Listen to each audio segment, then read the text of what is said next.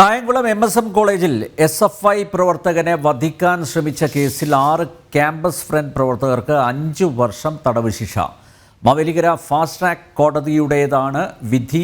15 വർഷത്തിന് ശേഷമാണ് വിധി വരുന്നത്. നിഷ ദിലീപ് ചേരുന്നു. നിഷ, വിശദാംശങ്ങൾ.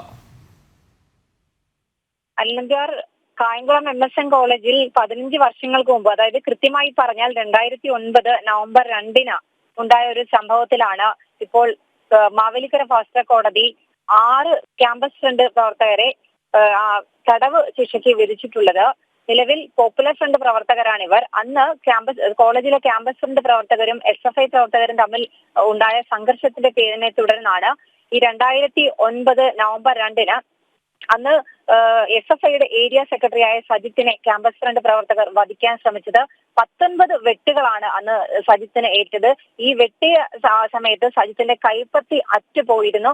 പിന്നീട് ശസ്ത്രക്രിയകളിലൂടെയൊക്കെയാണ് ഈ കൈപ്പത്തി തുന്നിച്ചേർത്തത്. വധശ്രമത്തിന് മാത്രമാണ് ഇപ്പോൾ ഇവർക്കെതിരെ വിധി മാവേലിക്കര ഫാസ്റ്റ് ട്രാക്ക് കോടതിയുടെ ശിക്ഷാ നടപടി വന്നിരിക്കുന്നത്. 5 വർഷം തടവും ഒപ്പം തന്നെ 25,000 രൂപ വീതവുമാണ് ഓരോ പ്രതികൾക്കും ശിക്ഷ വിധിച്ചിരിക്കുന്നത്.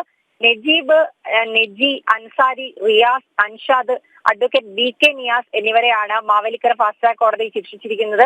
എന്തായാലും 15 വർഷത്തിന് ശേഷമാണ് വിവാദമായ അന്നത്തെ ഒരു സംഭവം വധശ്രമത്തിൽ ഇപ്പോൾ കോടതിയുടെ ശിക്ഷാവിധി വന്നിരിക്കുന്നത്. അനിൽ നമ്പ്യാർ. നന്ദി നിഷ.